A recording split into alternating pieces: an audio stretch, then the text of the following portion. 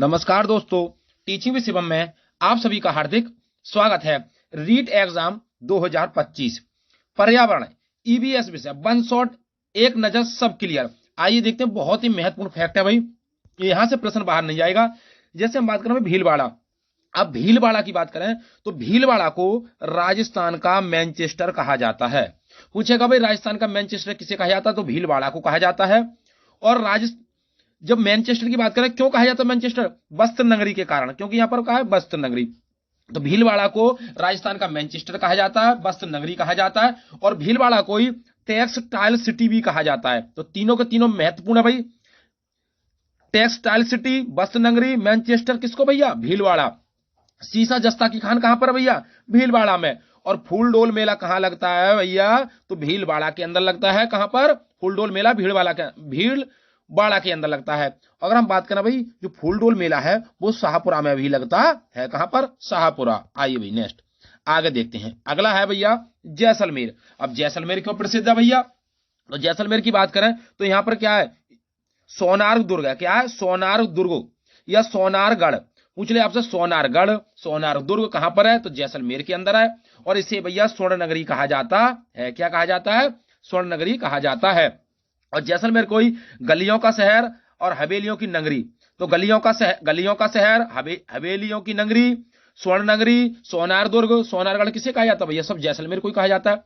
यहाँ पर पीले पत्थर है, इस गढ़ में जो दुर्ग है, जो सोनार दुर्ग है, ये पीले पत्थर है यहाँ पर। तो अगर हम बात करें भाई, यहां से जैसलमेर से ही क्या निकाला जाता है भैया? पेट्रोलियम। क्या निकाला जा रहा है? पेट्रोलियम। ये 250 के यानी कि 99 बुर्ज के लिए प्रसिद्ध है। तो जैसलमेर क्यों प्रसिद्ध है भैया?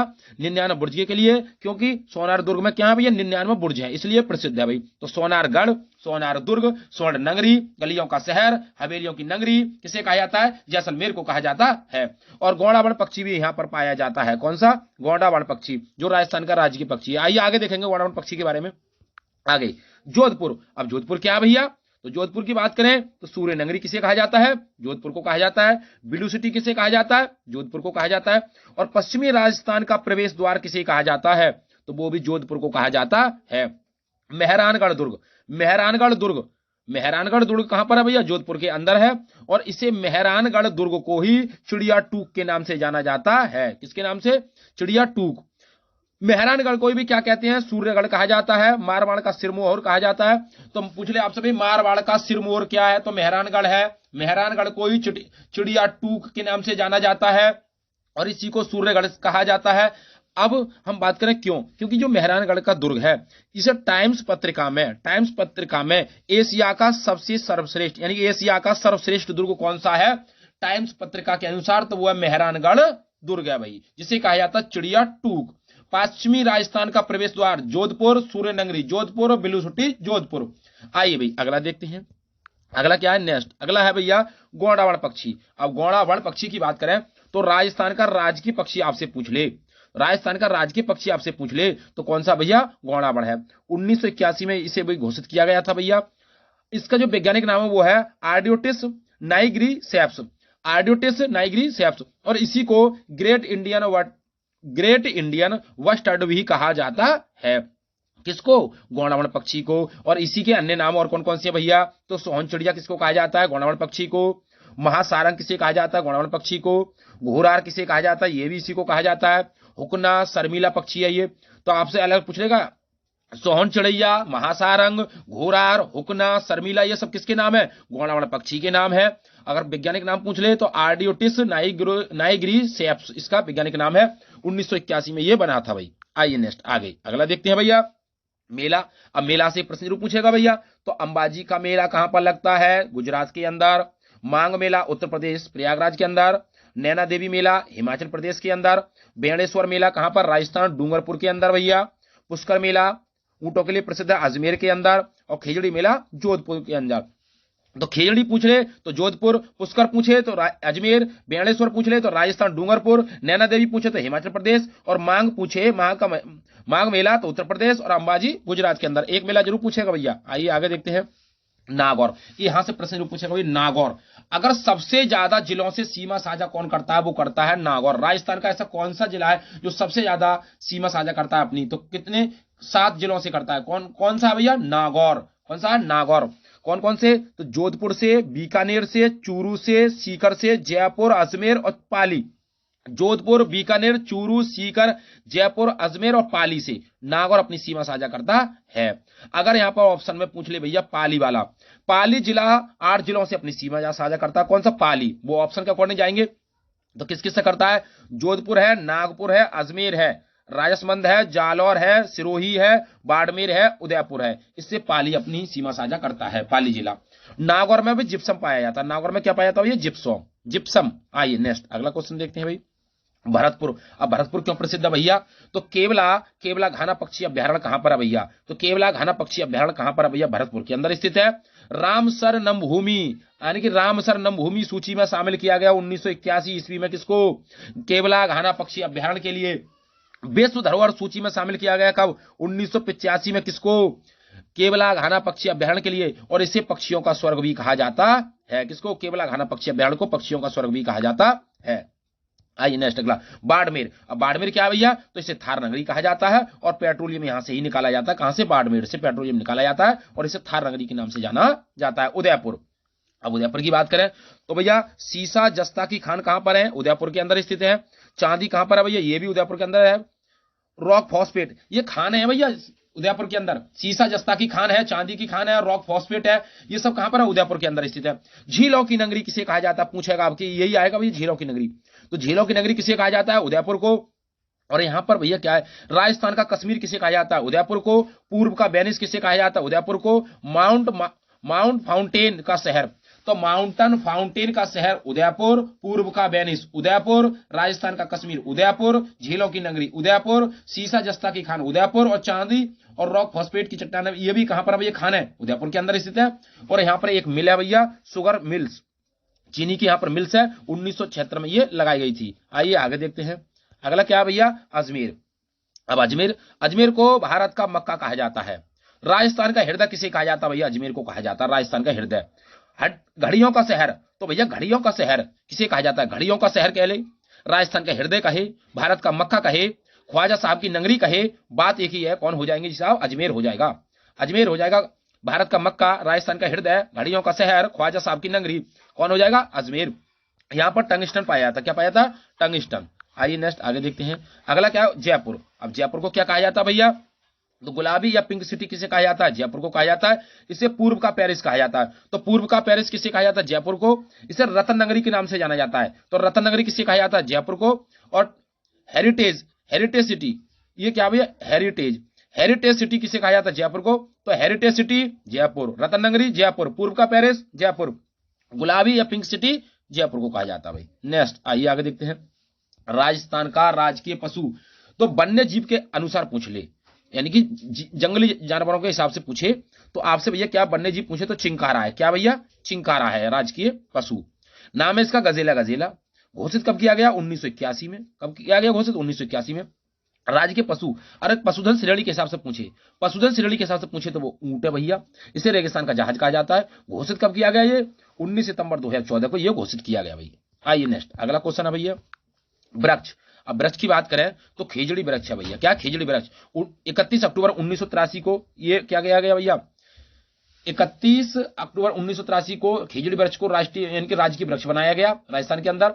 इसका जो वैज्ञानिक नाम है वो है प्रोसोपिस सिनेरेरिया। और इसके अन्य नाम कौन कौन सी हैं? समी वृक्ष या कल्प वृक्ष भी किसे कहा जाता है? खेजड़ी वृक्ष को ही कहा जाता है कल्प वृक्ष। इसे किससे संबंधित है? तो ये बिश्नोई संप्रदाय से संबंधित है। किससे संबंधित है? बिश्नोई संप्रदाय। आइए नेक्स्ट आगे देखते हैं।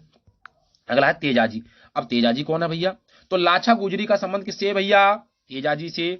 कहां जन्म हुआ था? नागौर में, यानी कि 1073 ईस्वी में नागौर में जन्म हुआ था तेजाजी का। लाछा गुजरी से संबंधित है। ये किसके अवतार हैं? तो भगवान शिव के 11वें अवतार माने जाते हैं। कौन भैया? तेजाजी। भगवान शिव के 11वें अवतार कौन माने जाते हैं? तेजाजी। इन्हें गाय या सांप का देवता कहा जाता है। गाय या सांप का देवता किसे कहा जाता है? तेजाजी को कहा जाता है। लाछा गुजरी किससे संबंधित है? तेजाजी से संबंधित है। आइए नेक्स्ट आगे देखते हैं। अगला पाबूजी। अब पाबूजी कौन है भैया? तो इनका जन्म जोधपुर में हुआ था। कहां हुआ था? जोधपुर में। ये लक्ष्मण का अवतार माने जाती हैं। लक्ष्मण का अवतार किसे माना जाता है भैया? पाबूजी को। पिलैग धड़ या ऊंटों का देवता किसे कहा जाता है? पिलैग धड़ या ऊंटों का देवता किसे कहा जाता है? पाबूजी को कहा जाता है। पिलैग धड़ ऊंटों का देवता पाबूजी। आइए नेक्स्ट आगे देखते हैं रामदेव जी। अब रामदेव जी कौन है? तो छुआछूत निपटाने वाले, यानी कि छुआछूत को मिटाने वाले कौन थे भैया? रामदेव जी। इन्हें पीरों का पीर कहा जाता है, बाबाओं का बाबा, पीरों के पीर। पीरों के पीर को किसे कहा जाता है? रामदेव जी को कहा जाता है। ये विष्णु के अवतार हैं। कौन है भैया? ये विष्णु के अवतार माने जाते हैं। आइए नेक्स्ट आगे देखते हैं अगला घटक। अब भैया पर्यावरण के दो घटक होते हैं, कौन कौन से भैया? तो जैविक घटक और अजैविक घटक। अब जैविक घटक में कौन आते हैं? जिनके अंदर जान होती है, जो श्वसन करते हैं, जिनके अंदर जान हो, जैसे सजीव।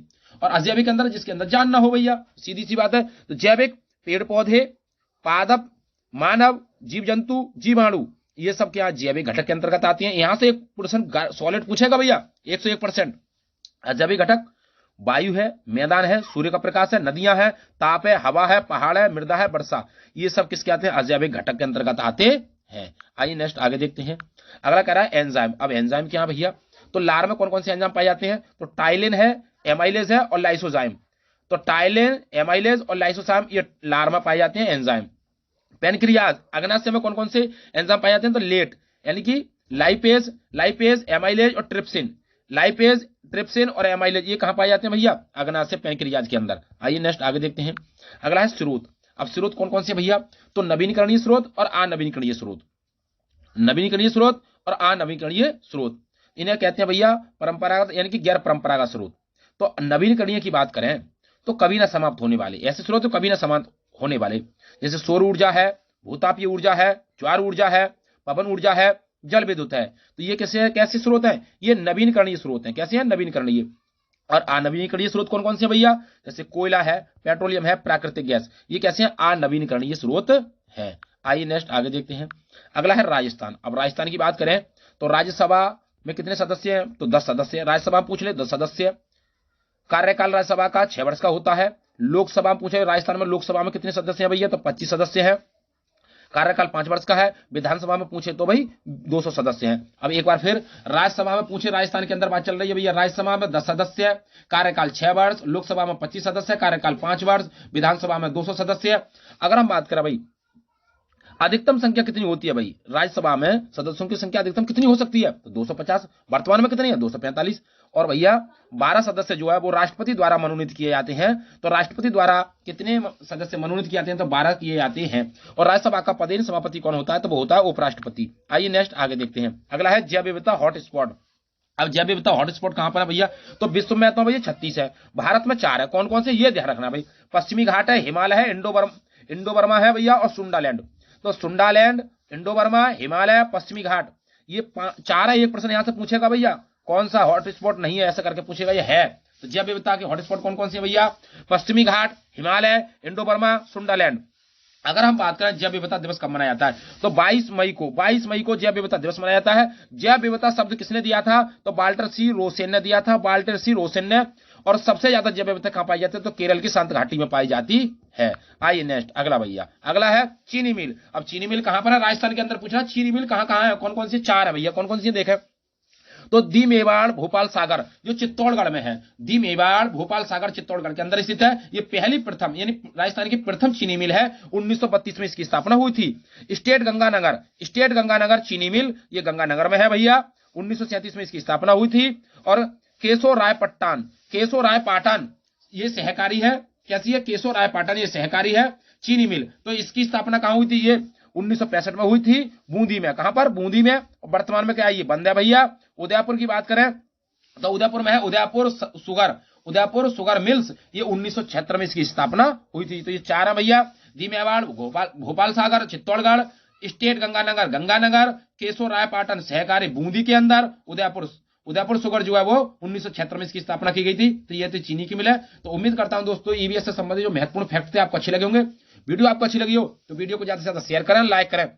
यदि चैनल पर नए भैया तो चैनल को सब्सक्राइब करें और कमेंट बॉक्स में अपना सुझाव अवश्य बताएं कि वीडियो आपको कैसी लगी। ऑल द बेस्ट, थैंक्स, जय हिंद, जय भारत।